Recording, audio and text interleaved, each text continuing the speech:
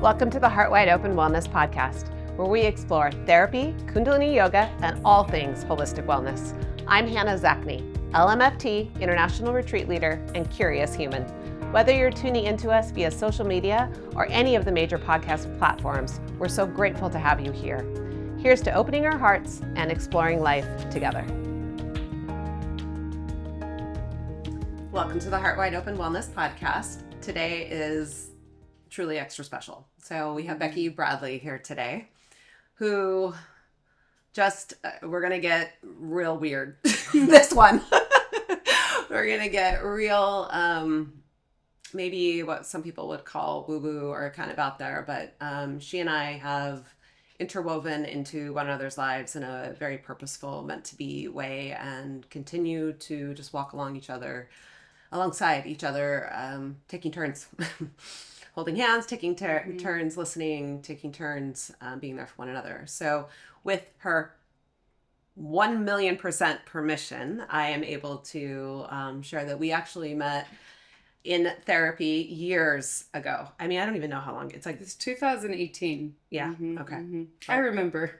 Yes. I remember what led me there. And yeah. It was a profound awakening, and I found you. Yeah.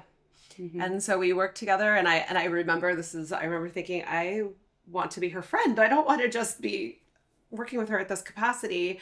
And then, and now we are friends. Mm-hmm. So we stopped working together, which was, per the appropriate rules of California, we had enough space in between there where we were able to come together in a new way. And Becky has just come recently with me to Costa Rica for one of the retreats that I have held as a guest that I requested. And I wanted her to be there because and you're going to hear all about why this is, but she is kind of a Reiki practitioner and energy healer by default, by life's circumstances, has tapped into something that is very unique and special and grounding. You get around her and you either think she's crazy or there's something to this. And the longer you're around her, you realize there's actually something to it because it all syncs up, it all lands, it all actually makes sense. Mm-hmm. And there's always confirmation, always. So I have many more amazing things to say about her. And she's just a good soul, putting goodness into the world. She has so many things to offer and continues to do that. So I'm going to share more of her kind of professional-ish bio, which is funny because it is professional and she is doing magic work in the world, but also just her work, I think you would agree, is just being you and receiving what the next step is. So work is used equally, purposefully, and not, I would say. So Becky Bradley is a spiritual teacher, intuitive guide, and founder of the Keira Bradley Foundation, created in honor of her daughter Keira to support children and families in need.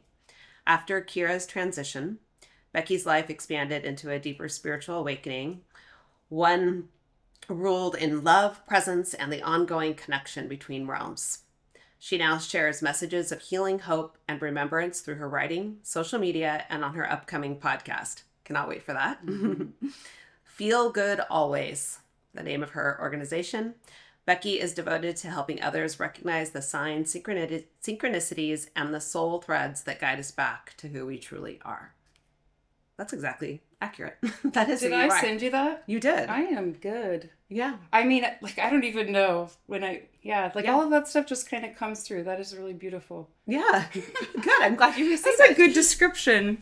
So, yeah, that's me. Yeah. When you say weird, I used to think because I started having really profound things happening after Keira transitioned, and I would say, this is weird, this is crazy. And I started using the word that you used also, which is magic. It's really feels like magic, it doesn't feel weird at all to me anymore. And and this whole thing, if people think that I'm crazy, it's okay too. Yeah. So I'm not here to prove anything, but once you're around enough, you can feel that the words I'm saying are true, or these things that have happened to me and are happening around me and what I believe is coming for everyone. It's this, they talk about, you hear like Eckhart Tolle talking about the new earth. He took the rising of consciousness, which I would hear about this for years, and you'd think, yeah, we got to get to that, more love, all of that. But I have experienced after Keira's, my daughter Keira was in a UTV accident, and she was here 1 minute and gone the next. And through that absolute utter heartbreak and pain, I got quiet enough. I started just having profound experiences pretty much immediately. Actually, before. I knew before. Part of why I came to therapy with you in 2018 was some serious anxiety around Keira and something happening to her. It didn't make sense because I have 4 children, and I had this fear that, which caused other fears, wanting her to have a perfect life, and my attachment to her and our deep connection, and why am I going through my tweens again, because it caused a lot of hard, it was really hard for me.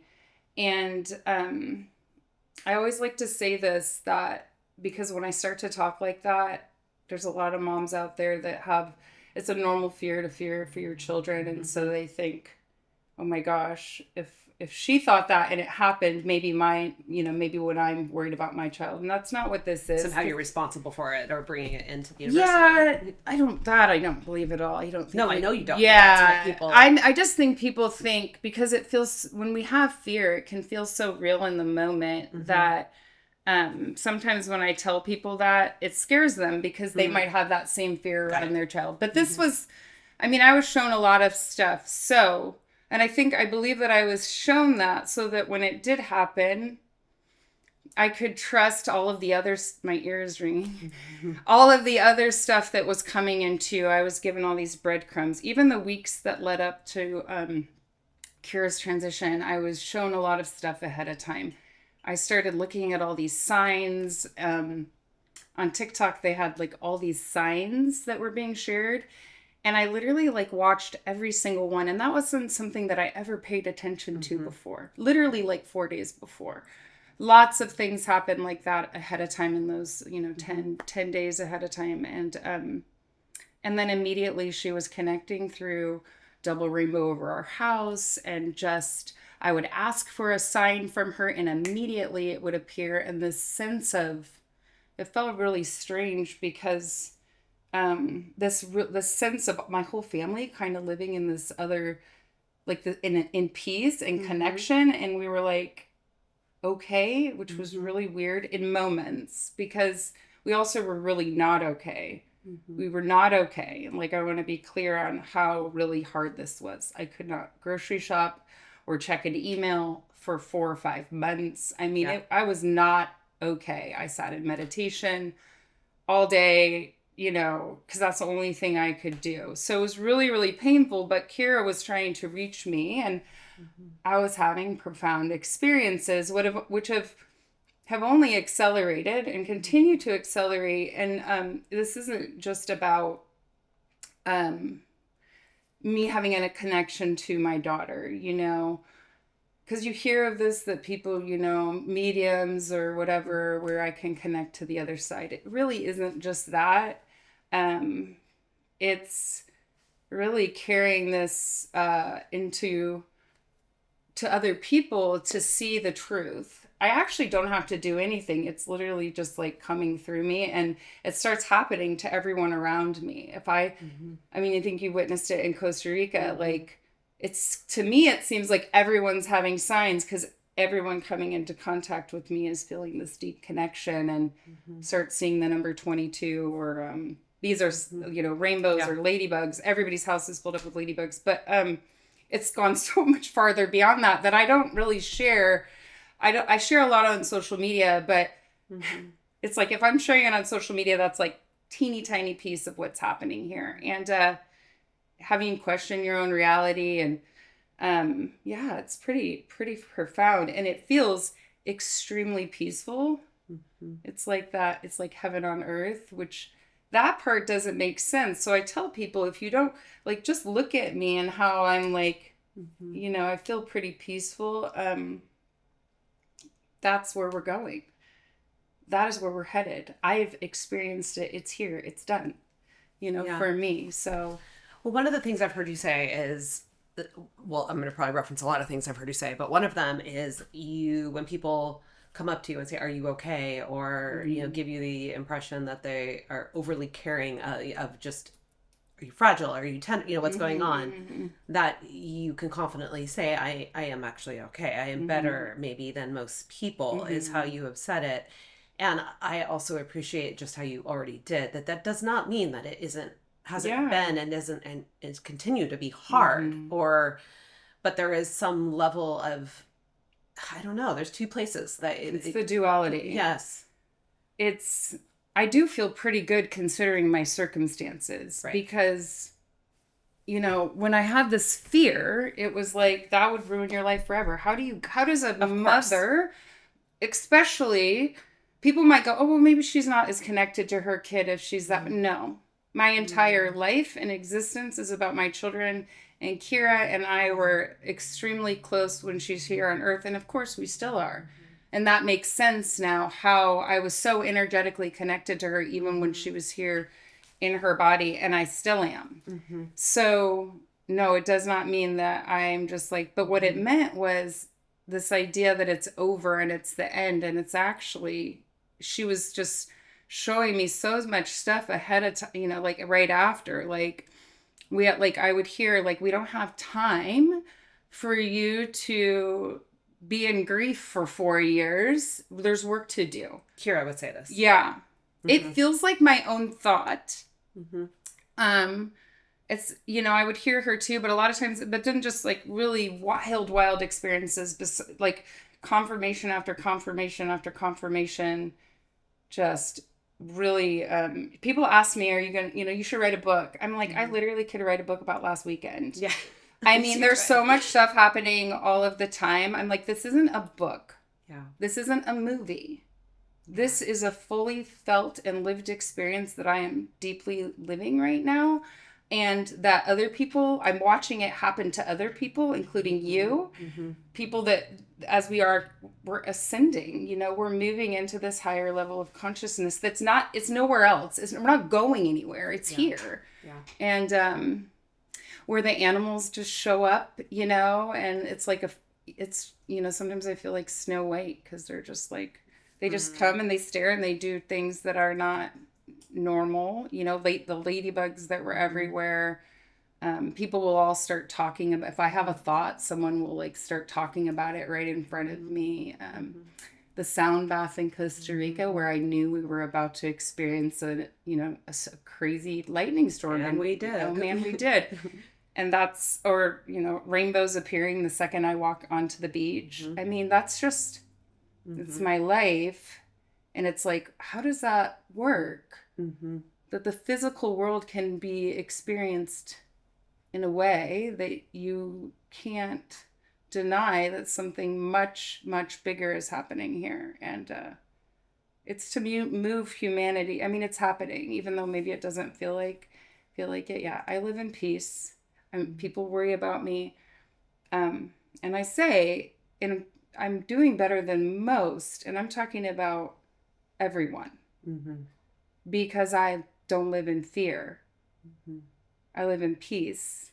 I live here in this moment, you know, and I've seen too much. So it's there's really not, it's more of a felt experience. I'm sure there are people that are listening to this that probably feel it in their bodies as I'm talking. Yeah, I'm trying to hear, as I'm listening to you, I'm imagining the people that are listening that can feel that. And then I'm also imagining the people that are kind of going, what do those signs, what does that look like? And how do you tap into that? Because I couldn't agree more with what those signs are so repetitive for you. Like I can spend an afternoon with you, and that's what I think without having that. And so I'm just going to say this because for anybody that's listening. So if you were just to tell me in a 20 minutes or 10-minute conversation about what's happening, I wouldn't understand the way that being with you for even 20, 30 minutes, it's more like we mentioned this, and then there's a sign from here, and then the like right when something dramatic is spoken, there's something dramatic that mimics on the nature walk, or it just the power, and it's synchronicity, but it's like it's a synchronicity on steroids. Yes, it's multidimensional things happening all at once. At first, it was just a rainbow appears. Okay, the first day after Keira transitioned, a double rainbow appears over our house. But at the same time, I had 6 or 7 people messaging me, like calling my attention to rainbows around them. My niece was drawing a picture of a rainbow. I go outside to see the rainbow, and I tell my daughter, my daughter Maddie lives in a trailer on her property. At the moment that I call her, Maddie, come out here, she's on her phone looking at the picture of Keira under the rainbow. So it was like, that was literally day 1. Yeah. And like too much for you to ignore. It's just like, yeah, So well, and it's like moving people, and it was happening so much that, let me share a story about Theresa Caputo. That was like 3 months in. And this is when I went we had already had hundreds and hundreds of signs. And I was so sad, so grief stricken. I was just trying to survive moment by moment, hiking and walking and practicing yoga. And I just couldn't even believe, how do you live through this? So my friend invites me to Theresa Caputo. I actually don't want to do mediums. I don't need someone to prove to me that Keira exists, but I knew that I was supposed to go. On the way to Theresa Caputo, this is maybe Keira transitioned 3 months earlier. I turned to my friend. Now, Keira had 40 best friends. And I said to her, for some reason, I feel like I'm going to be connected to Quinn and Jazzy. I said those 2 names specifically. I don't know why I said it. I do know why I said it now.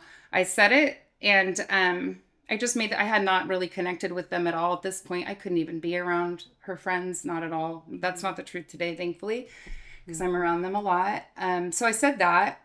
And then we went to Theresa Caputo, and, she starts... Could you explain, Theresa? Theresa Caputo is a medium, so she basically will connect with people on the other side, and she'll provide evidence. She'll provide evidence by saying something that happened yesterday. How would she know? And people maybe sometimes think this is a setup or something. Right. Hey, look, I went. I know that. And she, I know that she didn't know anything about me, but I didn't need proof because I already knew. But that's great. There's mediums out there that can do this prove to people. And I get it. You have to have proof. Yeah. To show you evidence. Necessary for some people. Oh, a lot of people. Yeah. Many, many, many people. The many people just think this stuff is all crazy anyways. And that's fine. I went, the first reading that she started to do, I had this thought. That's Brittany's parents. So I've never met Brittany's parents. Brittany is somebody that I know. And her brother had transitioned in an accident. That's all I knew. And they immediately, so this thought comes in. And now I understand that I was hearing, that's Brittany's parents. So they start going. And then Theresa Caputo, she provides all this evidence. She even says, do you have your driver's license, his driver's license in your pocket? That people need. They're like, wow, that's amazing. So then she comes up and she starts bringing a young girl through. She's kind of describing Keira, but I'm not standing up. No way. Yeah. Because I'm not there for that. I don't want to do that. Yeah. I don't want to. It sounds like the worst possible thing ever for me to stand in front of all these people. Just no. Yeah. So and then I look behind me. We're in a room full of 5,000 people. And these people are pointing at me. And it's Quinn and Jazzy's mom. And it's Quinn. So they're there. They got tickets last minute. And they're literally in the row 3 seats over. And I'm like, oh my gosh. So, okay. And then it was really hard. It was just really, really hard. Theresa Caputo does a 20-minute reading. She talks about the conversation my husband and I had earlier that day. She talks about a conversation, I had just been talking about how Keira would be upset how messy her room was because Lila kept going into the room and messing with getting stuff out of her room. Lila's her younger sister. And Theresa was like, is her room still intact? Yes. Is she talking directly to you? She's talking to me in front of 5,000 people. Okay, so and I'm on the big Yeah. screen, Okay. you know, and she's like, she had 30 details, which that is not the powerful part of this experience for me. I just haven't heard the story yet. Yeah. So she says, is her room intact? And I said, yes. And she said, because I had just told my daughter Maddie the day before, Keira would be mad and want it organized because, I mean, she literally like rolled her clothes up. And so Theresa Caputo says to me, well, she said, everything needs to be put back and organized. And she said, stop touching my shit. You know, which is mostly to her sister Lila. So she brought forth evidence to prove that Keira was there. Yeah. I already knew that. I mean, it was actually pretty, for me, hard because I can see myself on the big screen and I'm like, this is entertainment to people. And it's sacred. And it's, it was wild. So this was the part that, so now you've got Quinn and Jazzy, which I know like a few minutes before I get there, I have a thought about them and there they are in a room. And Theresa Caputo made a big deal about how 5,000 people are here. And do you think it's a coincidence that they're right there? And, you know, Keira brought them there because her mom was not going to stand up. The only reason I stood up is because they were pointing at me, you know. And so she makes a big deal about that. And that blew everybody's minds. But what blew my mind even more was when I sat down, this woman who I had recognized, but I didn't know where I knew her from. She was sitting right next to me. And she looks at me and she goes, you're Keira's mom. And I said, yes, I don't. Who are you? I don't. And she said, who are you? And I said, no, I asked her who she was. And she said, I'm not going to say her name, but she said she's the woman that put on Keira's service. Oh. And I was like, what are you doing here? Yeah. And she was just like so shook up. She was like, so when I was planning Keira's service, apparently I bought a ticket to this. She's like, I don't even remember buying it. She goes, it showed up on my phone this morning and I asked my husband, why would I buy a ticket there? Like, I'm a devout Christian. We don't do this. And he said, God's trying to show you something right now. God's trying to show you something. So she said she sat out. I'm getting chills too. She sat out in the car and she prayed and prayed and prayed for God to show her whatever he needed to show her. And she literally was sitting in the seat next to us. Wow. Yeah. And then my friend Brittany texted me the next morning to say that it was just like, were you there last night? My parents were the first people to get a reading. I was like, I knew that. Oh. So Brittany's parents, Jazzy and Quinn right there. And then the topping was having her. And that was when I started going, let's okay. Go. Yeah. So I already had all this stuff. And that was when I was like, we're kind of extra, my whole family. We live big. We live real big. People are watching. That whole feel good out, always, which comes in later. Mm-hmm. I was like, are we really going to do this like really big? Like what? Yeah. Like it was just kind of like, are you serious? Yeah.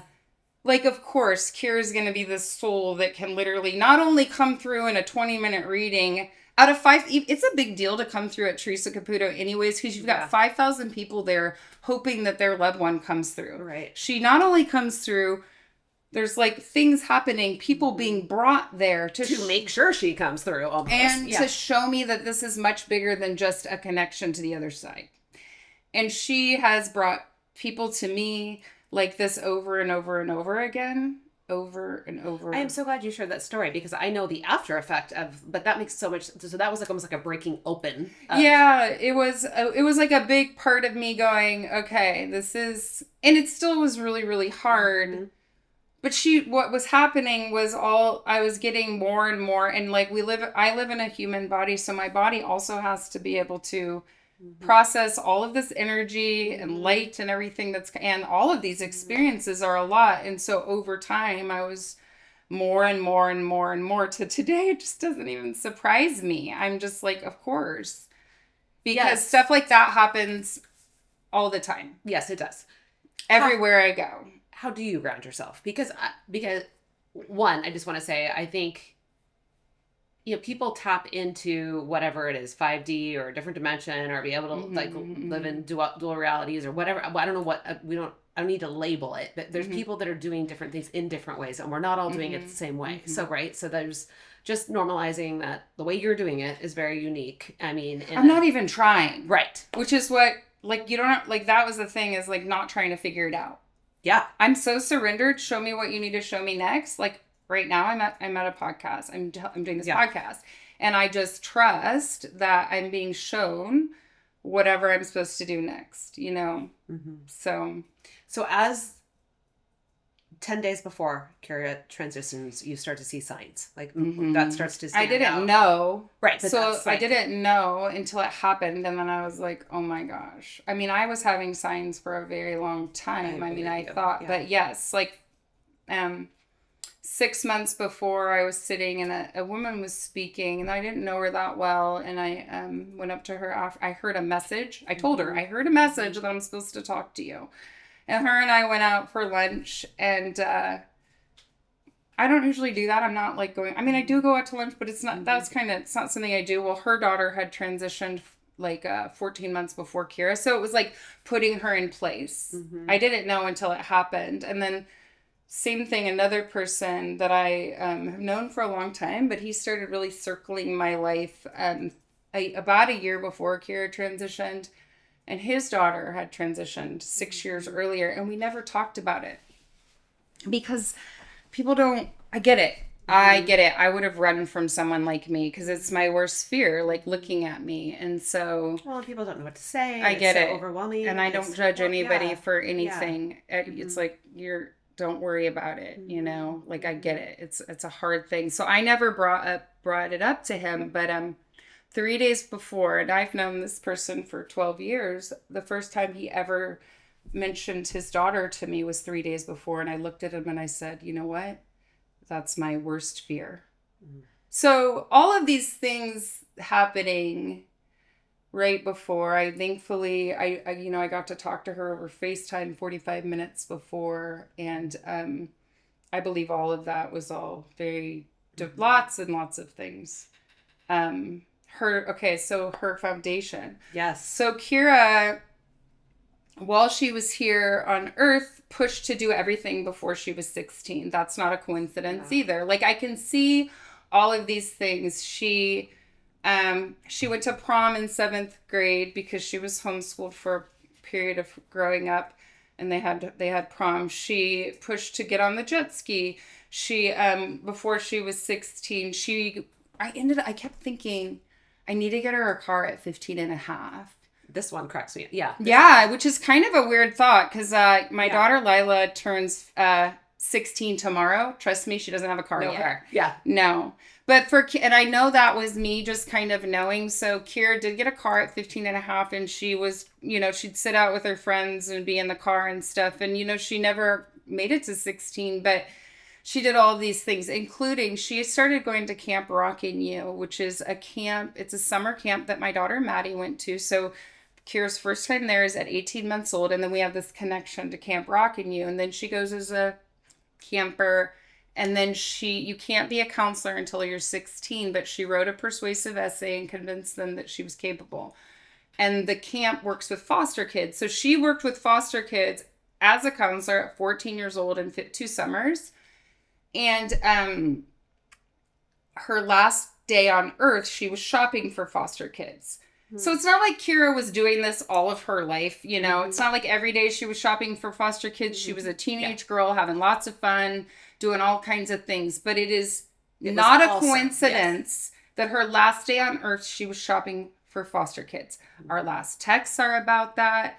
It's all just this divinely orchestrated thing to be able to do the work today, because once I was connected with her and the foundation, the whole foundation, I mean, like I said, I could write a book about how all this unfolded. Like, I didn't really go, I'm going to start a foundation. It, like, someone started it, or like put me in touch. Like, just all these little pieces just come together. And yeah, because it's actually not easy to do. No, either. And it just feels easy because it just happens, and I just do a little bit at a time, and I don't have a out here future plan because I stay here, and I just get shown what to do next. So the foundation starts, and there's this group of amazing moms who are Keira's friends, moms who came into my life. And they, we had this powerful experience around Keira showing us that it needed to be foster kids. I mean, so powerful. So obvious that when I share, like someday I'll share this stuff, but it's like so much is happening. I'm like every day, that it needed to be foster kids. And so that's where the foundation, we started it, and we raised like $35,000 the first year before it was even a fit, because it takes a while, an official nonprofit. And then we just did this big event, which was called Live Like Keira. Beautiful fundraiser. It was a beautiful fundraiser. And so one of the things Keira would say to me, literally spell it out, was you're bringing the feel good always, or you're bringing always coming back to feel good always. Like that's where we're headed. Because if you think about what, and I never knew any of this before this, but on the other side, heaven, or like even when people have near-death experiences, maybe when they, I haven't done this, but when people take psychedelics, they experience this connection to everything, right? This profound, like, things that, and if there's like millions of people that have had near-death experiences that describe this bliss feeling. Like, they don't want to come back. And so I never knew about any of this before Keira, but that's what I experience, is like the energy of things being out, the birds, the trees, everything, literally the people, just this beautiful connection to everything. And that is that feel good always, but there's an emphasis on the feel, because it's not about, and she taught me that too. She just teaches me through other people, feel, because we're not here to just pretend and bypass. We're just not. Yeah. The reason I can even say the hard stuff, which hard stuff. Yeah. I mean, I've experienced, and I think that's why I live pretty peacefully, is because I was willing to feel it. I mean, I had no choice, but the world wants you to go back to work. Go back to work. Go back to the way you were. Go back to this. Go back. Yeah. There's no going back. There was no going back, and I was incapable, but I wasn't afraid to feel it. And I was like, I'm going to feel every single second, because I would hear, this is kind of a wild thing that I would hear Keira say, it's just energy and it needs to move. I'm like, what? This is my child. And I think what that was, and so I would move it through walking, through hiking, through crying, through screaming, through breath work, and it would just come right back, this deep pain. But what happened is, as I was able to move it through more, it expanded my level of connection to, and I do think the stripping away of everything, like I used to care what was going on in the world politically, and I do still care, but with less attachment, and knowing that I have to just, like, my work in the world is to do what I'm doing now, and I can't be in fear. I can't watch what's happening and be in fear. I have to live in peace and just try to do what I can do, which is spread the feel good always, with the emphasis on feel. That we have to be willing to feel it, and it does kind of move me into this piece that if you're around me for long enough, you feel it, and it's like, doesn't mean that I don't have hard times, and that I don't cry, but I cry knowing she's right here. So it's both. And this, and that she speaks like that. It's like a merging of like what comes through me is, like I did a big speech at the Live Like Keira thing, and I didn't even write it. But we'll link it to this. It's on YouTube. So we'll link it. Mm-hmm. And I listen to it, and I'm just, even like what you just read, I'm like, wow. Yeah. Because it's kind of just, I write things, they come through me, and I can't plan it. I can't. Yeah. It just comes, and it usually will come in deep emotion where I'm like bawling, crying, like typing it out. Well, that's my question. So it's like feel good. So the feel is a lot of feel, but then there's the good. So, and I right, there's a lot to this. Yeah. Yes. So, because we have to be good at feeling. There you go. We have to be good at feeling in order to feel good. Mm-hmm. Mm-hmm. Mm-hmm. And it's not bypass no it to the good. No, It's but we get can. good But what she's trying to all. say, and this is more than just Keira, when you know, so many things have happened. Like, for example, on homecoming, I was, I could connect with her by that time. Are you sad? Like, are you sad? Of course she's not sad. But she said, no, I'm going to team up with God and show my friends that I'm still there. And literally her friends, I saw a picture from that night. They, without planning it, there were like 15 girls literally wearing the colors of the rainbow. And the only color that was missing was purple. Aww. And purple is Keira's color, which also is not lost on me that it's the crown chakra. I was going to say, it's also like so there's like all of these wild connections. So she'll say that, like, how did you, her brother made a hole in one, which she kind of told me about ahead of time.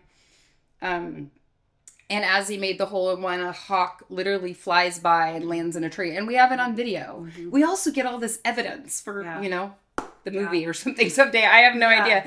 And I said, how do you do that? And she says, I team up with God, and it's like, yeah. So it's not just like, for me, it had to be Keira for me to listen, because I was so desperate to be connected with her that it couldn't have just, and it is a connection to God. I was atheist like 12 years ago, and I still don't think I fully believed in God until this, even though I practiced, even though I didn't believe, I still prayed, I still wrote to God, I still surrendered. Let me be in your will, not mine, even though I wasn't sure. Wow. Yeah, even though I wasn't sure, because what does it hurt? Yeah, absolutely. What does it hurt? Absolutely. Because I have a lot of, stuff tied up around the word God, because way less now. Like, way less now. Probably not very much, but I remember what it was like to have a lot of stuff tied up around it, because it wasn't anything that I thought it was, Yeah. So.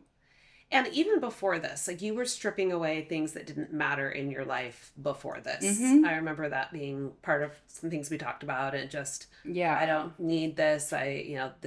What really are my values? What is important to me? How has your life just changed after you tap into seeing the world this way? I feel like my life has been a series of going, what is the world expecting me to do, and what am I going to do? Mm-hmm. Because it, like going, that's what the world's kind of saying, you should do this, or, you should be really sad when this happens, of course, or when I decided to homeschool my kids, this is years ago, I literally had the whole world, the pediatrician, the psychologist, just everybody being like, that's the worst possible thing you could do.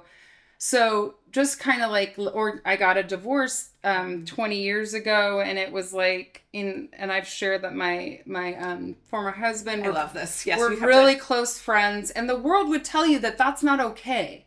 So there's all these like societal norms that we actually just created as humans. And then somehow we all follow them for some reason. Yeah. And I think and I look back, so Keira has introduced me to feel good always, but I think my whole life I've wanted to feel good always. Mm-hmm. And I think everybody does. That's why there's this attraction to, how are you doing that? What does that mean? What does that look like? I question everything, and it's what I teach my children too. Mm-hmm. I'm not in charge of everything that you do. You question everything. That's why we kind of had to homeschool them, because teachers, it's like, question everything, everything. Mm-hmm. And so I had a series of like, do I have to do it like everybody else? Mm-hmm. Sobriety too. I got sober 12 years ago, and that was hard. Not so much the quitting drinking, but I had built this life around drinking where, and it's not that the people around me were alcoholic. It was just like, we'd do a mud run and then people would drink. Mm-hmm. And then we would, have a book club and people would drink. And so pretty much everyone I was around, that's kind of the culture. And I literally woke up one day and it was like, I'm not doing that anymore. And my whole family, it was like, and I understand now it was because I found yoga the same day.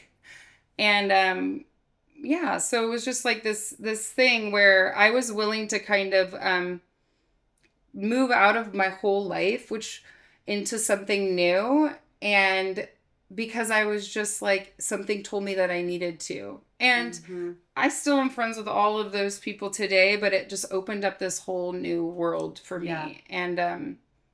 And for me to quit like drinking wine is what I do, you know, at night or whatever. When I wasn't desperate, you know, I wasn't in desperation. My last drink was a half a glass of wine. I don't kind of fit the mold of like a typical person that would seek recovery. Yeah. Or at least I thought. Right. And, but it was that whole like just listening. I think that was like, I really believe that message I got, like, you need to quit drinking, that came out of nowhere on January 1st of 2013 was one of those first really profound messages that was leading me. And then I had, you know. Well, I think this is one of the things that when I witnessed you, everything is almost like premonition, but it's not. It's like but something precedes, like there's, you know, and maybe that's just, you're seeing that. So that's what you're sharing. But also there is some foreshadowing or some, like, even just, I think I brought you to the retreat to help me with some things that you, right? Like there's always like, there's a purpose. There's a purpose for everything. And the way that you're able to extract that from now the current experience. Yeah. But in retrospect, I could see it all. Yes. Yeah. Yes. So yeah, just to share, the thing about you asking me to do the retreat. So we hadn't really talked that much at all after Keira transitioned, but at some point you reached out to me. And before you reached out to me, I was going to Costa Rica for Christmas. Keira pretty much led us to go there. Her birthday's 3 days after Christmas. I certainly wasn't doing Christmas here again, because that was really hard. And she transitioned on 12/16. So we had Christmas. We had her transition. We had her 16th birthday party without her. We had Christmas Eve, Christmas, and then her birthday on 12/28, and then New Year's. I was like, it was just wild. So we went to Costa Rica, and I had just Googled yoga Costa Rica, and the Bodhi Tree Resort popped up. And then I started looking on their website. And then maybe a couple hours later, my husband said he had met up with a sound healer that was going to do something for Keira's birthday. That guy had suggested that Mike and I go to the Bodhi Tree Resort. So this was the second time I'm hearing Bodhi Tree. And then you and I get on the phone and you say, you really should come with me to this retreat. And I'm like, I don't know.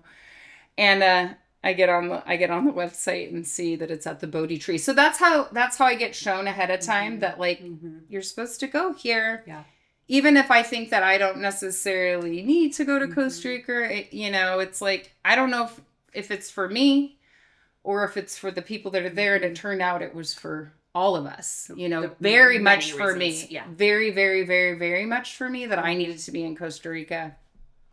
That's what I said. It's a book. There's so many. And then the other people that I met there including, and then you and I, our lives just orbiting. Us running into each other randomly. Nothing's random, No. over the years at yoga festivals or at the store. No, we really have. I mean, I think that there has been a synchronicity in like, here you are there. And like, we have not been able, not that there was intent to unattach, but we haven't, like, the universe keeps overlapping us, like for many, many years in ways where, in fact, I think I met Keira at, she was at Wanderlust with me, and purposely, I'm sure. Yeah. Because everything is happening now. Yeah. Purposely. Yeah. That you met her because she's a big part for you. Yeah. She is. Yeah. And all of this. And so I know because I've seen so much. So I would hear Keira. First of all, I sat in bed 2 days after Keira, and I would because I'm just grieving so terribly, but I'm like, you guys, something really big is coming, and I just kept saying it over and over again. And I see now something really big, which was this profound stuff happening that I've never heard of.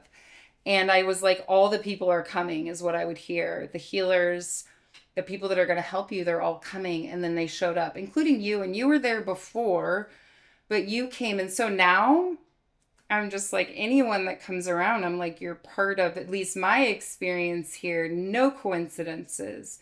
I mean, I can't make a wrong turn. I run into somebody that I was supposed to run into. Yeah.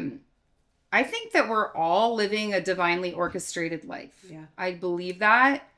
I think for whatever reason, I do know the reason, I'm being shown confirmation of it over and over. You know why it is? Partially is that I am standing very much in the truth of what is happening to me, even when people don't believe it. I made a post about it's very vulnerable. I talked about my husband at our anniversary, which is today. So I'm speaking very vulnerably and painfully, and also separation is an illusion. And I'm saying it over and over and over to a community of people that maybe never have even thought about this. Mm-hmm. And it's just going to get bigger and bigger. And because I have so much confirmation of the divine orchestration and I'm being led, that's what helps me go, yes, I will do it. Yes, I will get on the podcast. Yes, I will say it, because my ego has moved aside to do the work that I'm being asked here to do, which is much bigger than just saying, oh, life exists beyond death. Mm-hmm. That seems real small to me at this point. Yeah. What it means is that we're, not only does life exist, but that like you can still have that connection and just a level of peace where like I could walk into a bookstore and feel, without reading the books, like I could feel the energy of it, which is what people talk about in near-death experiences, just knowing things, like getting massive downloads of information, and that's what happens to me. Well, and I think we're in a time where things like this are happening for people. They are. There's energies that are coming in, there's openings, and I tease it, some people are going to think it's crazy, and some people might. And that's okay. And that is okay. Yeah. But that there's a lot of people that are very much already tapping into something that it kind of reminds me when we did the sound bath in Costa Rica that particular night, like when we went around afterward and, what was your experience? It was, some people would say, bigger explanations of what happened for them than other people. And then once it was spoken, other people were able to say, oh, I actually had that experience too. That was happening in my body too. I didn't have the language for it yet, or I didn't know if that was just an individual experience. Or so basically, the power of you putting words to something that might be just kind of sub-level in a lot of people's awareness. Like, I don't know, that's weird. I keep thinking about that. But then they just dismiss it. And what I think is so powerful listening to you and just thinking about who you are and how powerful you have been to me is the consistency that you just spoke to, that you're saying it and then you're saying it again. Mm-hmm. And then you're saying it again. Same thing. And then you're saying it again. Mm-hmm. And at the retreat, I think that, having the access to that consistency of your confidence in what you were saying, and then being able to be like, she's not backing down from this. Like there's like, and she's not like vulnerable with it, available with it. Like, there's no like glimmer of mistruth. It's just pure. Then there's something that happens where it's like, what is that? And I think it gives you permission to stay there, And so I think what's unique, what you're saying is I think people visit things, they tap into it, and then they tap out, and they tap into it, and they tap out. And this is all of us as we're growing into whatever the next level is, right? But to tap in and stay, and it doesn't mean that you stay all the time. I'm sure you have, but maybe you do. I don't know. But, I'm interested in what's coming up for you, because I think that is really powerful, active, present living, right? It's like the power is that you're in the present moment. Yeah, it absolutely is. And so that's what it is. Actively staying the version of you that you've become, opening up to becoming the next version of whatever that is. And these could be the wrong words, but you're actively like in the grow. Here I am. I'm here. I am. Here I am. Here I am. Yeah. And then saying it like again and again and again. Mm-hmm. I'm so confident in it. Yeah. Yeah. I don't even say I believe anymore. I know. Yeah. And it doesn't matter. I really am not trying to convince anybody of anything. And that is just proof to me that it's not an ego thing. I think that's what I was trying to say. Yeah. Yeah. It's not an ego thing. It is what I've come here to do. Well, you're not trying to convince. I think No. Yeah. That I don't need to, because you can't. So I had some people all the breadcrumbs I talk about, there were people that were sharing stuff like this with me that I would go, that's weird. I actually feel really weird what she just said. Like, couldn't sleep. Like, I had a friend share an experience with me and I couldn't sleep because I believed what she was saying. Like, I could feel the energy of it. And I was like, this isn't anxiety. Like, what is this? But fast forward 2 or 3 years later, when I started having these profound experiences, I was like, I got to go talk to her. Right. So even if it's just... We know, we actually come here knowing all of this. It's why when I speak, people, there's parts of it, you know, and most people are living very much in our lives, which can be like I even never even used this language before, but like 3-dimensional, right? Like it's, you know, we have to take our kids, we have to do things, we have to do all those things. And I would go to yoga, I would hike, I would, do a lot of work. I did a lot of, you know, work on myself, tons. And I would have tools, tons. And I would just say to myself, what am I preparing for? Because there wasn't a lot of desperation, but I know I was preparing for this and now I'm preparing again. So, you know, I have no idea, you know, for whatever we're doing. So it's like the fact that I did all that placed me to be in the position that I'm in today. I didn't try. I surrender a lot. I surrender. So the only thing, I was very good at surrender because it actually feels better. It does. Surrender feels better. Well, that's feel good always too. It's like it surrender feels way better. Yeah, like if you're running late or someone pulls in front of you or someone cancels plans on you, simple things. Or you're supposed to take a trip, like my cousin was supposed to come with me to Costa Rica and her passport, the machine literally broke. I was like, oh, sorry, I guess Keira doesn't want you to go. But like to surrender and know that like, you know, it's happening for us for a reason. So I had surrendered a lot of things, which led me to a lot of peace. Like, I talk about how, my husband's company was going through a lawsuit, which wasn't his fault, but it was very stressful for him right before this happened. And I told him, I said, it doesn't matter. Like, nothing matters except for that our children are safe. Like, I don't care. Like, we could live in a cardboard box. And so I had surrendered everything but my children. This was literally a conversation we had within 5 or 6 days of Keira transitioning. And it's not lost on me that we had that conversation because, and when this happened, not only did I have to completely surrender Keira's life here on earth, I had to surrender my other children also. Because they were and, you know, for the, you know, your mind will tell you their lives are ruined. I mean, I'm watching Lila, you know, who's best friends with Keira, you know, they're 18 months apart and she's, you know, crying. There's literally nothing you can do to fix it. There's nothing except sit with them.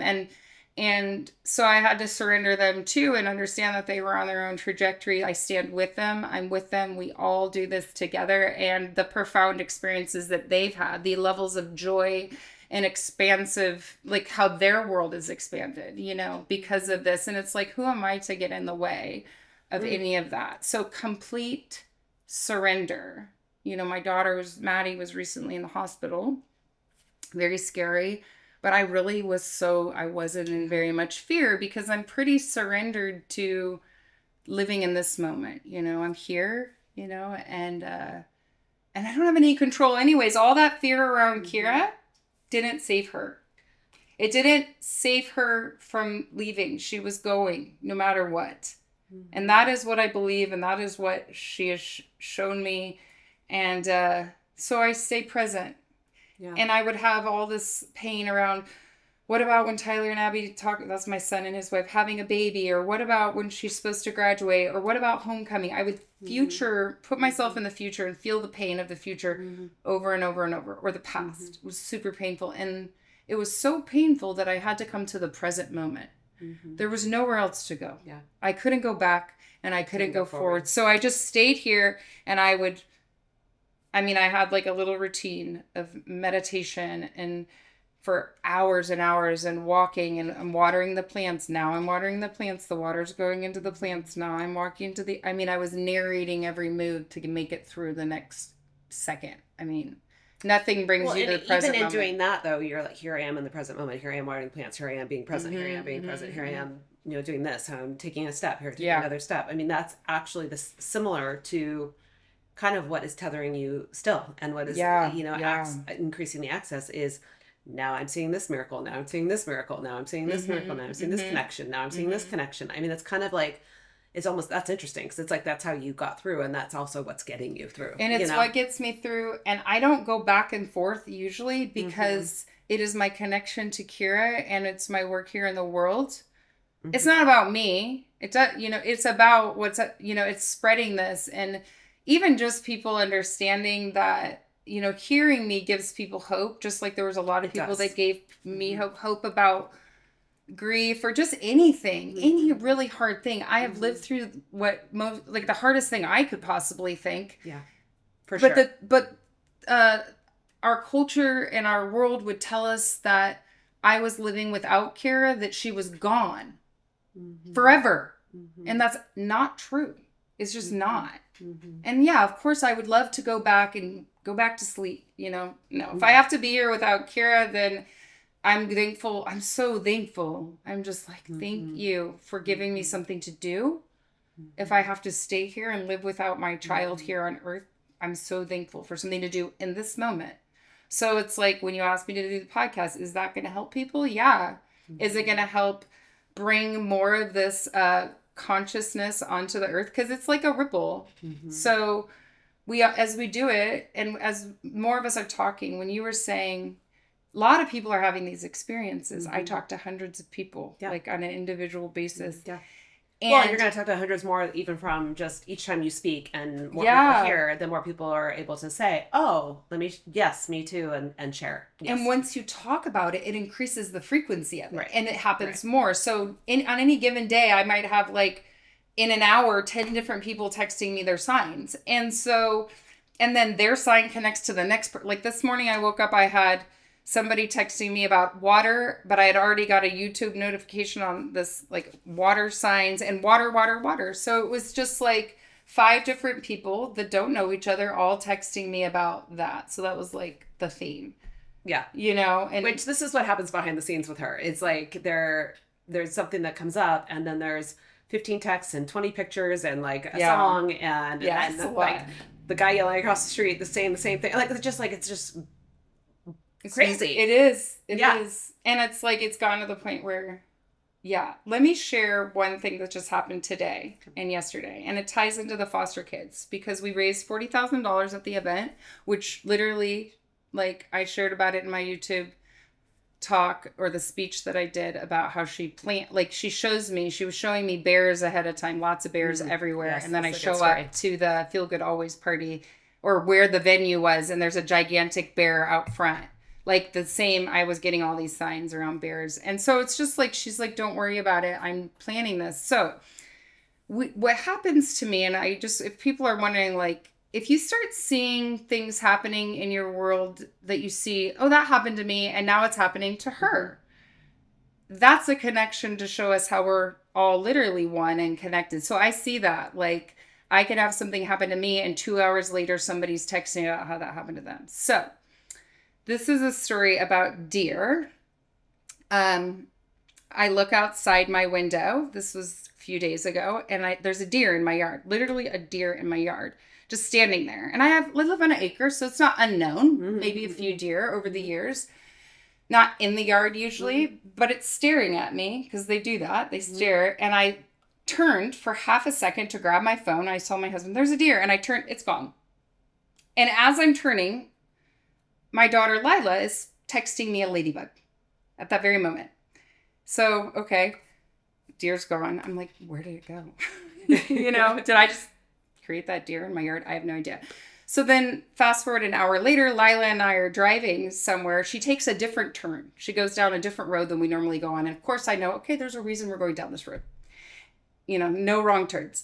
And she says, did you see the ladybug I sent you? I said, yes. Right as you sent it to me, I saw a deer. As I said the word deer, we were coming up over a hill. The moment the word deer comes out of my mouth, 2 deer in front of us. So she's like, whoa, which was really cool. I love it when she experiences it with me. So then that happens. Then the same this is all within 24 hours. My husband is texting me about these 222 signs, because Keira sends 22 and 222. He's texting me, and then he's like, whoa, as I was texting you, a deer just ran by. And he's in Costa Rica where you don't usually see deer. And the lady we was with was like, we never see deer.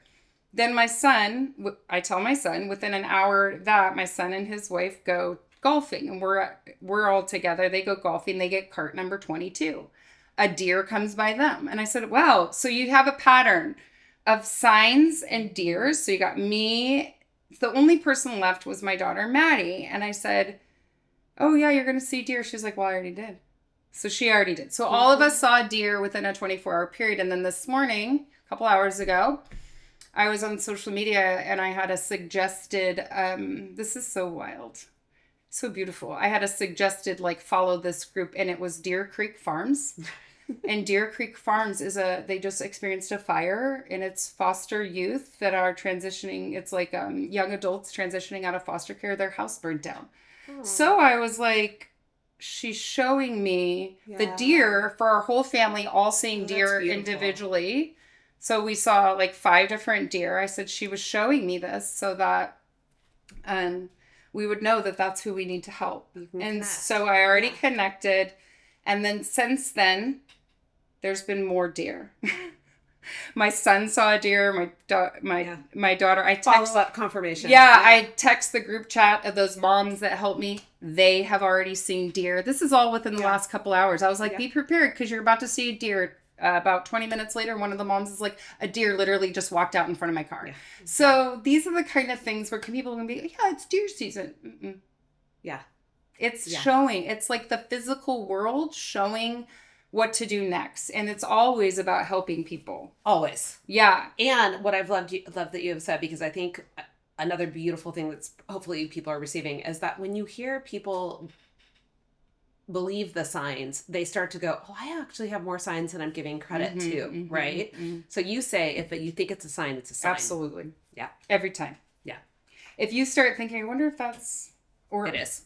It is. Yeah. No coincidences. There's nothing random. Actually, way more than we would possibly think. Like, when you see, like, words out, like, people wear a t-shirt and it's like, life is good. Like, you know, like, that's a sign. Life is good, signs. You know. Yeah.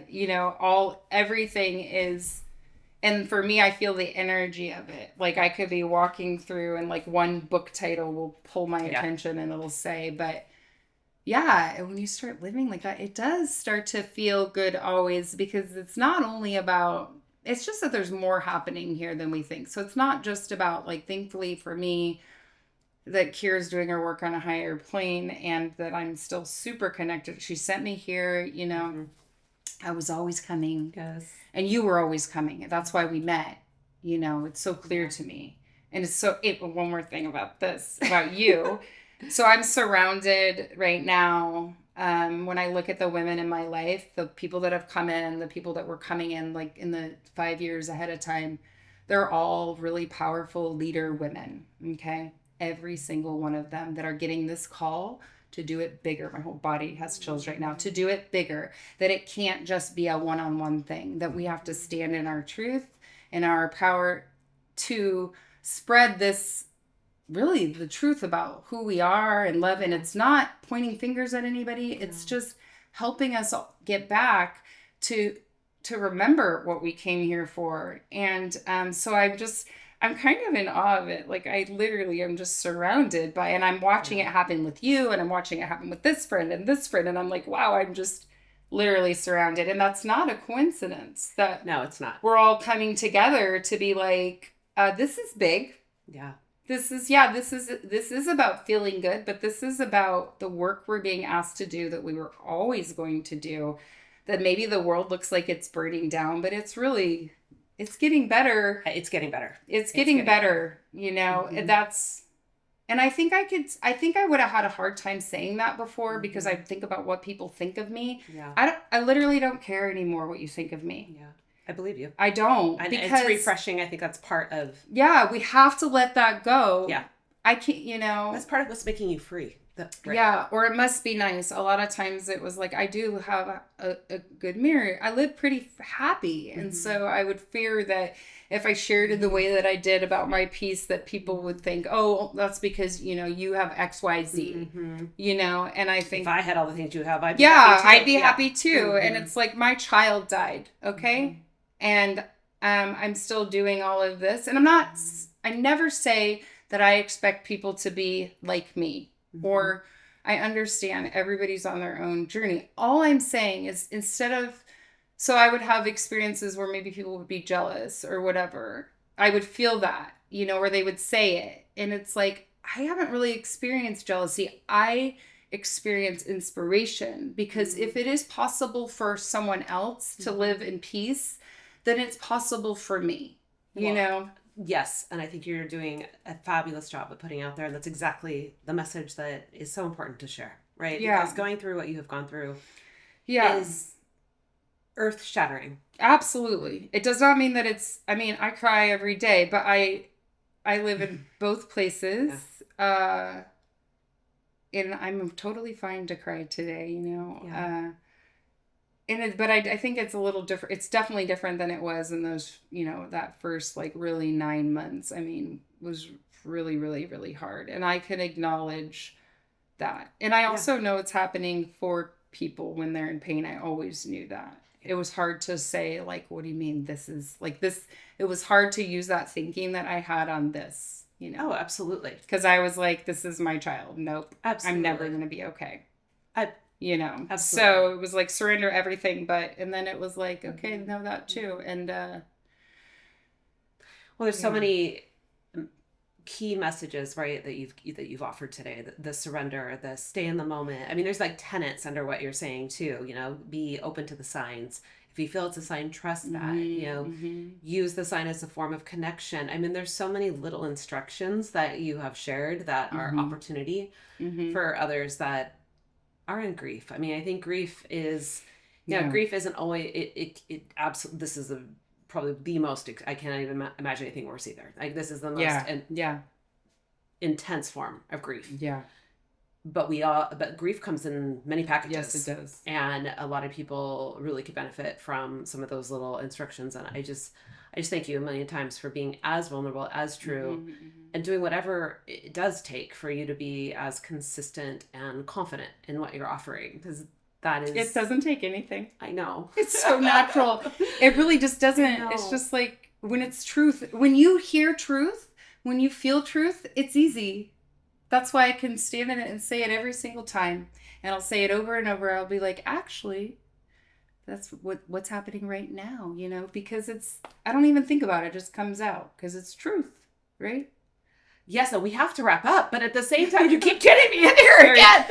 Because let's have a part two. Yes, let's have a part two. Let me just see if I can ask this question just one way. Because you don't do anything and... you stay in the present moment. And so I don't want to discount, because there is some... I do a lot, yeah. There is a... Right. Yeah. That. You do a lot. I you practice. Don't do... Yes. Everything is a duality, right? There's... I do nothing and I do all conscious choice all day. Those are both true. So I just want to clarify that, because I think some people think, well, I have to work too hard at that, so I must be doing something wrong. And so I chose to work on myself for years. Right. When Keira transitioned, I listened to podcast after podcast. Yeah. I read book after book. That's why I just want to say this. Yes. So the things that come through me are easy, but I have a life that is filled with taking care of myself. Yes. I had a strong foundation of that when I got here. Yes. But a lot of people would be like, I wish that I had that, other people, the children on the other side. But it's how do you get there if you don't start? Yeah. So that was the message I heard even when I was in deep, deep pain. In this moment, I'm going to do this. But yes, a lot of practices and doing what, would help me live here and now and reduce suffering and, all of that. Yes. So there's a lot of, but all the talk, it's like moving the ego aside. Because it's truth. Yes. Yeah. Yes. And it's absolutely beautiful. And we could really get into that. So we will do a part two. Yeah. Because there's a lot. I love talking to you. Yeah. So same. How do you live with your heart wide open? I'm just here for whatever. My heart is totally open. So I'm here to feel it all. Every single aspect of what it means to be a human. Good and the bad and the ugly. I'm here for it. Feel it. Yeah. I'm here to feel it. Yeah. With other people. Yeah. And help other people feel it too.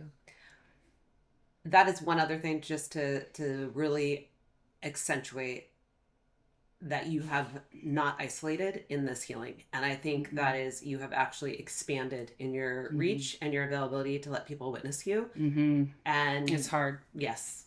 I mean, I'll acknowledge that it's hard sometimes. Thank you for doing that. Yeah. It's hard to share the deepest, hardest things and then for everybody to witness. It's hard. Yeah. But I do it anyways. Yeah. I do it anyways. And usually, it's like better than not. Just sitting in it myself, you know, because we help other people. Yeah. So. Well, you are equally one of the strongest women I know, and I'm so grateful that you're in my life. Yeah, me too. And I'm so excited to see what happens with the foundation and all the ways that it's going to grow. I mean, here we go, right? Yeah, here we go. We're already doing it. All of us. Everyone. Everywhere. I love you. I love you. Thank you. Thank you for joining us on the Heart Wide Open Wellness Podcast. We appreciate your time, energy, and attention. Whether you're watching or listening, please remember to follow us on Facebook, Instagram, TikTok, Apple Podcasts, Spotify, iHeartRadio, and YouTube. Stay up to date with us at heartwideopenwellness.com so you don't miss any upcoming events, offerings, or retreats. Until next time, keep your heart wide open.